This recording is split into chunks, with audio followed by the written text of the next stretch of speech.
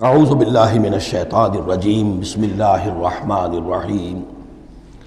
سورۃ حامیم السجدہ، اس کا دوسرا نام سورہ فصلت بھی ہے، اور اصل میں جو سورہ سجدہ صرف کہلاتی ہے، جو کہ سورہ احزاب سے متصل قبل تھی، ہم پڑھ چکے ہیں، وہ سورہ اس کا پورا نام ہے الف لام میم السجدہ، یعنی سجدے والی یہ دو صورتیں ہیں کہ جو حروف مقطعات سے شروع ہوتی ہیں، تو حامیم السجدہ یہ شروع ہو رہی ہے حامیم سے، اور وہ ہے الف لام میم السجدہ، لیکن عام طور پر اس کو صرف سورہ سجدہ کہہ دیا جاتا ہے، لیکن اس کے لیے پھر کیونکہ سجدہ ہی کہیں دونوں کو تو پھر تو بات واضح نہیں ہوگی، تو یہ حامیم السجدہ ہے۔ جیسا کہ میں نے عرض کیا کہ اس کا جو مرکزی مضمون آئے گا وہ ہے دعوت، یعنی ایک شخص خود اس نے توحید پہچان لی، عقیدے میں توحید اس نے اپنے اختیار کر لی، اپنے خیالات کو، نظریات کو باطل توہمات سے، مشرکانہ خیالات سے نکال دیا، توحید سے اس کا باطن منور ہو گیا۔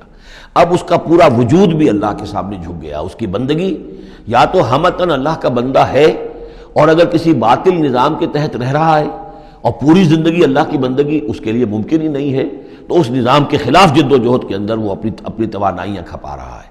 دو ہی شکلیں ہو سکتی ہیں، یا تو یہ کہ نظام حق جو ہے غالب ہے، تب تو بڑی سہولت ہے، آپ آسانی کے ساتھ اس نظام کے تحت رہتے ہوئے آپ کا پورا وجود، آپ کا پورا زندگی کا پورا نقشہ جو ہے انفرادی اور اجتماعی پورا کا پورا اللہ کے دین کے نیچے آ گیا۔ خلافت راشدہ میں کیا شکل تھی؟ یہی تو تھی۔ اب نہیں ہے، باطل غالب ہے، تو اب آپ اللہ کی بندگی کتنی کر سکیں گے؟ 5%، 10%، 15%، اور کتنی کریں گے؟ اس سے آگے تو پورے ملک کے اوپر جو ہے کفر کا غلبہ ہے، کفر کا نظام ہے، یہ ساری چیزیں تو ہیں، تو آپ بھی تو اس ملک کا حصہ ہیں، اس قوم کے ایک فرد ہیں۔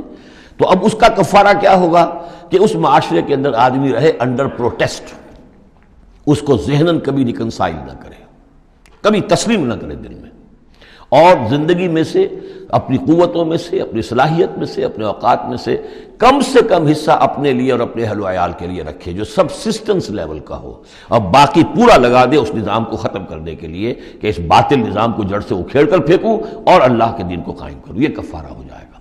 جس شخص نے یہ کام کر لیا، اب اسے کیا کام کرنا ہوگا؟ اب اسے لوگ تلاش کرنے ہوں گے۔ باطل نظام کو اکھاڑ پھینکنا کوئی آسان کام تو نہیں، ایک آدمی تو نہیں کر سکتا، اکیلا چنا تو بھاڑ نہیں پھوڑ سکتا، اس کے لیے جمعیت چاہیے، جماعت چاہیے، پوری ایک قوت چاہیے۔ وہ قوت کیسے آئے گی؟ جس شخص نے یہ شروع کیا تھا اب وہ دوسروں کو بھی دعوت دے۔ تو دعوت اللہ یہ در حقیقت مرکزی مضمون ہے سورہ حامیم السجدہ کا۔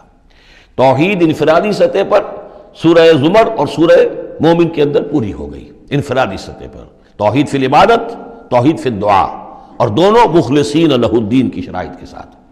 اب یہ دعوت کا ہے، لیکن دعوت میں چونکہ دعوت کا ذریعہ، اس کا آرگن کیا ہے؟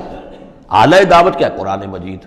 لہذا اس صورت میں آپ دیکھیں گے کہ 6 مقامات پر 6 رکوع ہیں کل، لیکن معلوم ہوتا ہے کہ جیسے میں نے سورہ بنی اسرائیل کی آپ کو بتایا تھا کہ تانا بانا ہے، اس میں 16 جگہ پر قرآن مجید کا ذکر ہے۔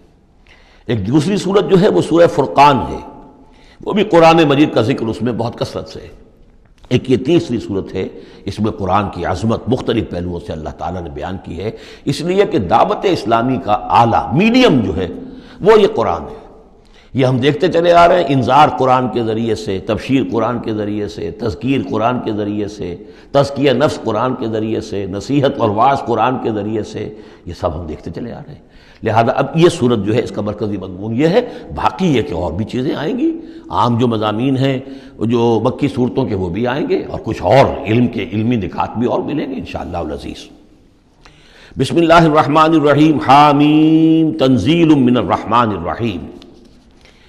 یہ اتارا جانا ہے اس کتاب کا جو تم پڑھ رہے ہو اس ہستی کی طرف سے جو الرحمن ہے، الرحیم ہے، جس کی رحمت ایک ٹھاٹھے مارتے ہوئے سمندر کے مانند بھی ہے، اور جس کی رحمت میں دوام اور تسلسل بھی ہے۔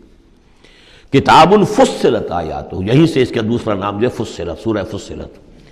یہ ایک ایسی کتاب ہے کہ جس کی آیات جو ہیں خوب کھول کھول کر ڈسکریٹ، جن کو کہتے ہیں کہ ایک ایک چیز کو علیحدہ علیحدہ بیان کر دیا جائے ڈسکریٹلی۔ ایک ہوتا ہے کوئی گڑبڑ کر کے بہت سی چیزوں کو آپ نے جمع کر دیا، نہیں، ایسی کتاب جس میں ہر شے علیحدہ علیحدہ واضح کر دی گئی ہے، جس کی آیات تفصیل کے ساتھ علیحدہ علیحدہ کر کے بیان کر دی گئی، قرآن عربیًا، ایک قرآن عربی کی صورت میں، لقوم یعلمون، لیکن ان لوگوں کے لیے جو علم رکھنا چاہیں یا علم حاصل کرنا چاہیں یا علم رکھتے ہوں۔ بشیرا و نذیرا، اور یہ کتاب جو ہے یہ از خود جو ہے بشیر بھی ہے نذیر بھی ہے۔ ظاہر بات ہے اسی کے ذریعے سے محمد بشارت دے رہے ہیں، اسی کے ذریعے سے محمد انذار کر رہے ہیں صلی اللہ علیہ وسلم، تو گویا کہ یہ کتاب جو ہے بشیر بھی ہے اور نذیر بھی ہے۔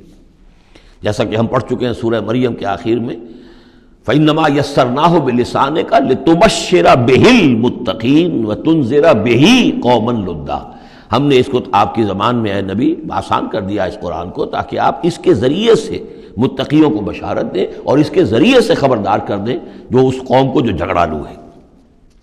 فَأَعْرَضَ أَكْثَرُهُمْ فَهُمْ لَا يَسْمَعُونَ، تو ان میں سے اکثریت جو ہے وہ اعراض کر رہی ہے اور سننے کو تیار نہیں، وہ سنتے ہی نہیں ہے۔ وَقَالُوا قُلُوبُنَا فِي أَكِنَّةٍ مِّمَّا تَدْعُونَا إِلَيْهِ، اور وہ کہتے ہیں ہمارے دلوں پر پردے پڑے ہوئے ہیں، جس چیز کی طرف تم ہمیں بلا رہے ہو ہم تک وہ بات پہنچتی نہیں، ہمارے ہاں وہ خانے ہی نہیں ہے جس میں آپ کی وہ دعوت اتر سکے۔ وفی آذاننا وقرن، ارے محمد ہمارے کانوں میں ثقل ہے، آپ کی بات نہیں کانوں میں جا سکتی۔ اب میں اس انداز میں کہہ رہا ہوں جس سے آپ کو پتہ چلے، جیسے وہ گستاخانہ انداز میں یہ باتیں کہتے ہوں گے، وہ ادب کے ساتھ وہ تہذیب کے ساتھ وہ باتیں نہیں کہتے تھے، تو اس انداز کو سمجھنے کی ضرورت ہے کہ یہ جو آپ اپنے آپ کو ہلکان کر رہے ہیں، ہمارے دلوں پر غلاف ہے، پردے پڑے ہوئے، آپ کا یہ ساری محنت لا حاصل ہے، اور آپ ہمیں سنا رہے ہیں لیکن ہم نہیں سن رہے، ہمارے کانوں کے اندر ثقل ہے۔ وَبَيْنَنَا وَبَيْنَكَ حِجَابٌ، اور ہمارے اور آپ کے درمیان تو ایک پردہ حائل ہے۔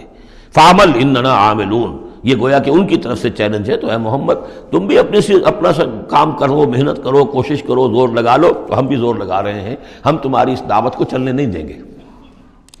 قُلْ إِنَّمَا أَنَا بَشَرٌ مِثْلُكُمْ، اب دیکھیے ادھر سے کیا ایروگنس ہے، کس طرح کا انداز ہے، اور یہاں حضور کیا فرما رہے ہیں، کہہ دیجئے میں تو بس ایک انسان ہوں تمہاری طرح کا، میں نے کوئی اور دعویٰ نہیں کیا، نہ خدائی کا دعویٰ کیا، نہ فرشتہ ہونے کا دعویٰ کیا۔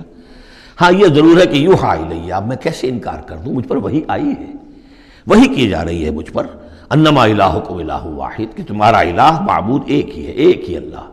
ان صورتوں کا چونکہ مرکزی مضمون یہ ہے توحید، لہذا آپ دیکھ رہے ہیں کہ شروع کے اندر اس کو نمایاں کیا جا رہا ہے۔ فاستقیموا الیہ، تو بس اسی کی طرف سیدھے رکھو اپنے رخ کو، واستغفروہ، اور اس سے استغفار کرو، جو خطائیں پہلے ہوئی ہیں، جو غلطیاں ہوئی ہیں، جو غفلت میں زندگی گزری ہے، جو شرک کے اندر اور کفر میں رہے ہو۔ وویل للمشرکین، اور یقیناً بڑی تباہی اور ہلاکت ہوگی مشرکین کے لیے۔ الذین لا یؤتون الزکاۃ، وہ لوگ کہ جو اپنے آپ کو پاک کرنے کی کوشش نہیں کرتے۔ یؤتون الزکاۃ اگر مدنی صورت میں آئے گا تو زکوٰۃ ادا نہیں کرتے، یہ ہم کہیں گے والذین لا یؤتون الزکاۃ، لیکن یہ زکوٰۃ ایک نظام کی شکل میں تو جا کر مدینے میں آئی ہے، اس کا وہ نظام مکے میں تھا ہی نہیں، تو یہاں پر یہ اپنے لغوی معنی میں آئے گا، زکوٰۃ پاکیزگی، جو کوشش نہیں کرتے اپنے آپ سے تزکیہ نفس کا۔ الذین لا یؤتون الزکاۃ وہم بالآخرۃ ہم کافرون، اور آخرت کے تو وہ منکر ہیں۔ ان الذین آمنوا وعملوا الصالحات لہم اجر غیر ممنون، وہی سائملٹینیس کنٹراسٹ والا اسلوب، جب جہنمیوں کا ذکر آیا ہے، کافروں کا آیا ہے، بے شک وہ لوگ جو ایمان لائے اور جنہوں نے نیک عمل کیے ان کے لیے اجر ہے غیر ممنون، جو جس کا سلسلہ کبھی منقطع نہیں ہوگا، دائمی اجر ہے۔